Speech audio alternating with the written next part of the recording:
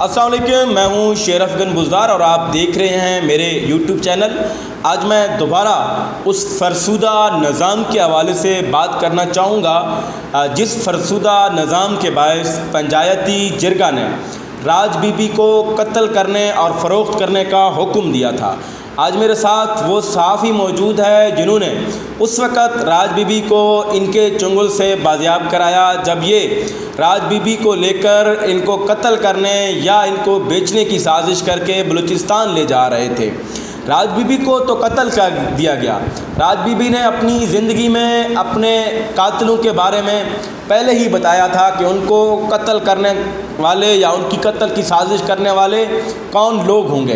राज बीबी की आप पहले गुफ्तगू सुने और उसके बाद जो बॉर्डर मिलिट्री पुलिस का जो किरदार है, जो उनके SHO का किरदार है, वो मैं आपको बताऊंगा। और मैं आपको ये भी बताऊंगा कि अब तक ये SHO इस पर FIR राज बीबी की कत्ल का दर्ज होना चाहिए, अब तक ये क्यों आज़ाद है, अब तक ये क्यों अपने ओहदे पर बरकरार है।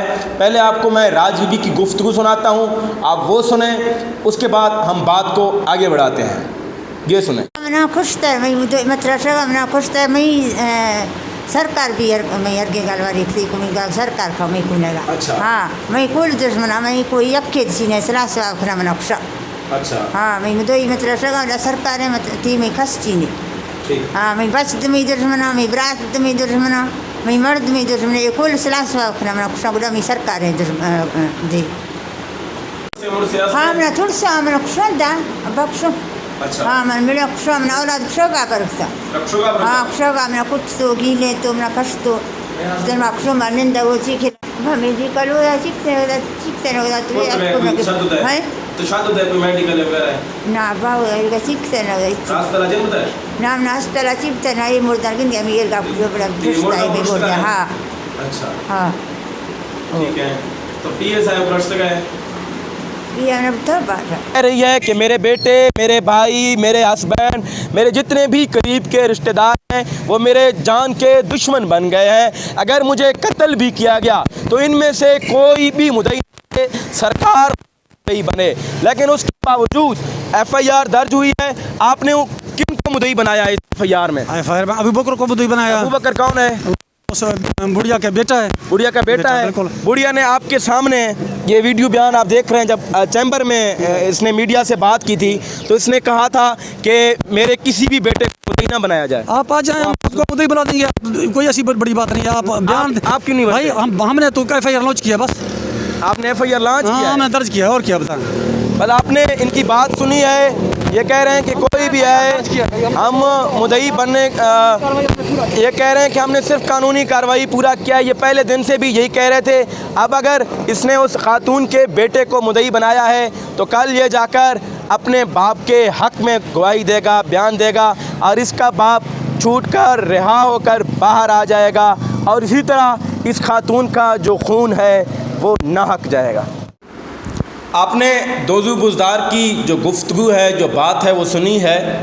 ये किस तरह कह रहा है कि मैंने उन्हीं की मुद्दईयत में FIR दर्ज की है जिनकी निशानदेही इस खातून ने अपनी ज़िंदगी में की है। इन्होंने अपनी ज़िंदगी में कहा है कि यही लोग अगर मुझे कत्ल किया गया तो मेरे कत्ल के ज़िम्मेदार होंगे। आप FIR का जो अक्स है वो भी आप देख रहे हैं कि किस तरह जो है इस मुकदमे को ख़राब करने की कोशिश की जा रही है, किस तरह कातिलों को बचाने की कोशिश की जा रही है। मैं बात करता हूँ बख्त खोसा से, जो कि हमारे प्रेस क्लब के जनरल सेक्रेटरी भी हैं और सीनियर सहाफ़ी भी हैं। इनसे बात करता हूँ। सर आप बताएं कि जो पिछले कमांडेंट से भी आपकी बात हुई है, मौजूदा कमांडेंट से बात हुई है, आखिर ये कौन लोग हैं जिनके ख़िलाफ़ अभी तक कार्रवाई नहीं हो रही? आखिर किन का हाथ है इनके सर पर? शेर अफगन बुज़दार, थैंक यू। ये मामला जो है राज बीबी का, ये इंतहाई अफसोसनाक है, न सिर्फ हमारे लिए, हमारे सहाफ़ियों के लिए, बल्कि ये इंतज़ामिया के लिए भी है। और इस वक्त जो हमारे CM पंजाब है सरदार उस्मान बुज़दार के लिए भी ये किसी चैलेंज और इम्तिहान से कम नहीं है। अफसोस से कहा जाता है कि इस वाक़या को मैंने निशानदेही की है जब 27 मई को ख़ातून को बलूचिस्तान ले जा रहे थे। जब ये BMP के पिकेट के पास जब पहुँचे तो खातून ने छलांग मारकर बीएमपी वालों के पास पहुँचे और उनके पाँव पड़े और उन्होंने कहा कि खुदा का वास्ता है, दोपट्टा पाँव में डाल दिया उन्होंने और अल्लाह का नाम आ गया, हाथ बांधे कि मेरी जान बचाओ, मुझे बलूचिस्तान लेके जाकर फ़रोख्त करना चाहते हैं। तो बीएमपी वालों ने क्या किया, जो फरसूदा निज़ाम है, ये पंचायती फ़ैसला हुआ था कि उसमें काला को जुर्माना किया गया और काली राज बीबी को बलूचिस्तान फ़रोख्त करने का फ़ैसला किया गया था। ये बलोच लोग उसी पर अमल दरामद करने के लिए इसको लेके जा रहे थे। जब बीएमपी ने पंचायती और बलोची रवायात को मद्देनज़र रखकर, कानून को बाला ताक रखकर मुल्ज़मान को बिल्कुल आज़ाद कर दिया, उनके खिलाफ कार्रवाई नहीं की, ना ही राज बीबी को तहफ़्फ़ुज़ दी, तो उल्टा राज बीबी को उन कातलों के और मुल्ज़मान के हवाले कर दिया। जब हवाले कर दिया उसके बाद जब मुल्ज़मान मेवा वगैरह ने राज बीबी को बलूचिस्तान ले जाने की बजाय दोबारा अपने घर ले गए। जब घर ले गए तो उन्होंने सलाह मशवरा किया, जो राज बीबी के बेटे, भाई और खामंद बाकी दीगर रिश्तेदार थे, उन्होंने ये फैसला किया आज रात किसी वक्त राज बीबी को कत्ल कर दिया जाएगा। क्यों? ये पंचायती। आप मुझे इस बात की वजाहत कर दें कि उनको घर नहीं लेके गए, घर के पास एक झूंपड़ी बनाई गई, उस झूंपड़ी में ये राज बीबी अपने उस बेटे के साथ रहती थी जिनके जहनी तवाज़ुन दुरुस्त नहीं है और इस फुटेज में भी देखा जा सकता है। बज़ाहिर इन्होंने ये पैगाम दिया कि इस खातून को अपने हम घर लेके जा रहे हैं। नहीं शेर अफगान, वो बाद की बात है जो आप जो जिक्र कर रहे हैं। ये मैं आपको 27 तारीख की बात कर रहा हूँ, जो 27 मई की बात है, ये 15 दिन पहले की बात है आज से। और उस दिन की बात बता रहा हूँ जब वो वापस ले गए हैं तो रात उनको कत्ल करने का मंसूबा बना लिया है इन्होंने फ़ाइनल तौर पर। क्यों? ये बलोची रवायात और पंचायत के ख़िलाफ़ इन्होंने आवाज़ उठाई।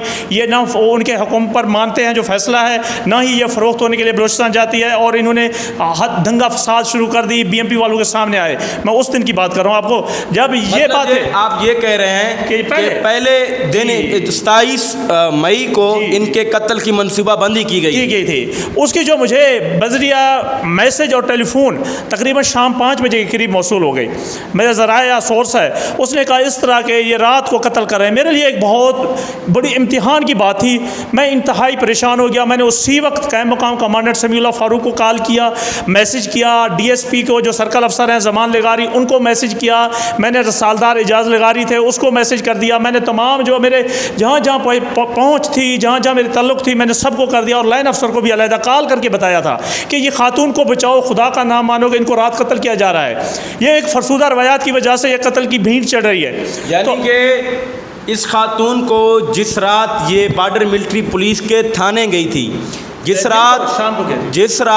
दिन को इन्होंने अपना जो दुपट्टा है वो इनके पाँव में डाली थी, जिस रात ये ख़ुद प्रैक्टिकली ये खातून उनके पाँव पड़ी थी कि मुझे बचाओ, लेकिन उसके बावजूद जो बॉर्डर मिलिट्री पुलिस के जो एहलकार हैं, जो SHO हैं, उन्होंने तमाम क़वानीन हैं उनको बालाए ताक रखकर उस खातून को दोबारा उन कातिलों के हवाले किया, उन मुल्ज़मान के हवाले किया जो उनकी जान के दुश्मन बने हुए थे। आप बताएं, मज़ीद आगे बात को बढ़ाएं। मेरी बात को पूरी करने दे ज़रा, मैं बहुत अहम बात है। इसी दौरान कमांडेंट BMP के साथ मेरे 2 बार फ़ोन पे बात हुआ। उन्होंने तफसीलात मांगी कि इस वक्त लड़की खातून कहाँ है। मैंने उनको बता दिया ये बस्ती शफ्च में है और मेवा के घर पे है। उन्होंने उसी वक्त कह दिया मुझे कि इंशाल्लाह मैं इसको बाजियाब करूँगा, कत्ल नहीं होने दूंगा रात से पहले। और 2 घंटे के बाद मुझे सर्कल अफसर का फ़ोन आ गया ज़मान का कि हमारे BMP वाले वहाँ पहुँच गए हैं और इंशाअल्लाह ताला खातून अब कत्ल नहीं होगा। तो सुबह ख़बर भी शाये हुई, मैंने की ख़बरें में, और वो खातून को भी बाजियाब कर लिया गया। कमांडेंट BMP के तवस्सुत से BMP सिक्योरिटी में मुझे उस खातून को मिलाने के लिए लेके गए थे और मैं वहाँ पहुँचा। तो एक बड़ी बात और आपको बताता हूँ, यहाँ जब हम वहाँ खीसर पर पहुँचे थे कहा गया कि खातून को रास्ते में ख़तरा है कि वो बलोची रवायात में इसको मारेंगे, यहाँ तक हमारे पुलिस वालों के बावजूद, BMP की तहवील के बावजूद भी। तो उस वक्त खीसर के SHO लियाकत और सर्कल ऑफिसर ज़मान लगारी और दीगर पुलिस मुलाजमान की नफरी भारी, वो रास्ते में जाकर उनको रिसीव किया और बाफाजत लेके आए थे। जब लेके आए थे मैंने उनकी इंटरव्यू की तो उन्होंने बताया कि मेरे बेटे, भाई और मेवा मेरी जान के दुश्मन है, मेरे ऊपर बंदूक उठा लिया और मुझे तशद्दुद का निशाना बन के मेरी अंगली है वो टूट चुकी है। और इसके साथ साथ उसने कहा कि मुझे बालों से पकड़ के उसने घसीटा और बलूचिस्तान ले जा रहे थे, मगर BMP ने मुझे उस दिन तहफ़्फ़ुज़ ना दी। अल्लाह की मेहरबानी, रात मुझे कत्ल करना चाहते थे तो BMP वाले दोबारा आ गए थे, मुझे जान बच गई। उन्होंने ये भी कहा था कि मुझे अब ये कत्ल कर देंगे, छोड़ेंगे नहीं। और उसके बाद जब मैंने सर्कल अफसर का इंटरव्यू लिया, वो इंटरव्यू भी आप मुलाजा कर सकते हैं, मेरे पास वो मौजूद है रिकॉर्डिंग, मैं आपको दे देता हूँ, वो भी चेक करें। और उसके बाद जब सर्कल अफसर ने कहा था कि मैं इसको कल अदालत में पेश करूँगा, इनकी तहफ़्फ़ुज़ करेंगे, इससे पहले हमें पता नहीं था, अब पता चला कि ये पंचायती फैसला हुआ, काला काली हुआ, इसको कत्ल करना चाहता था और कमांडेंट के हुक्म पर हमने बाजियाब किया। अब इंशाअल्लाह इनकी जान को कोई खतरा नहीं है, मुल्ज़मान के खिलाफ मुकदमा दर्ज करेंगे, कार्रवाई करेंगे।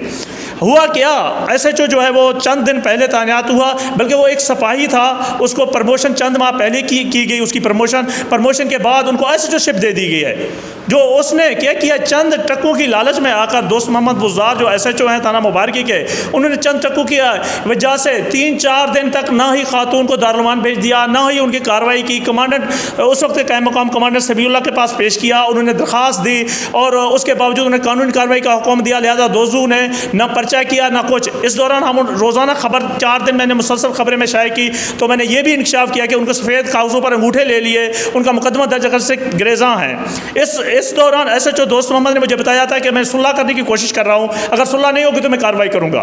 लिहाजा क्या हुआ, इसके कागजात पे अंगूठे सफ़ेद कागज़ों पर लेकर इनको दोबारा कातिल के हवाले कर दिया गया।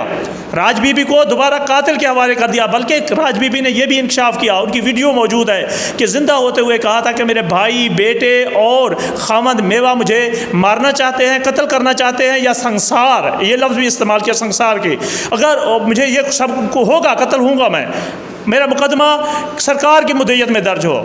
अफसोस कि 12 तारीख को अलल सुबह 5 बजे करीब मेवा ने, जब ये BMP वालों ने जो है खातून उल्टा उस कातिल के हवाले कर दिया मुल्ज़मान के, फिर उन्हें 2-3 दिन के बाद उसको कत्ल कर दिया।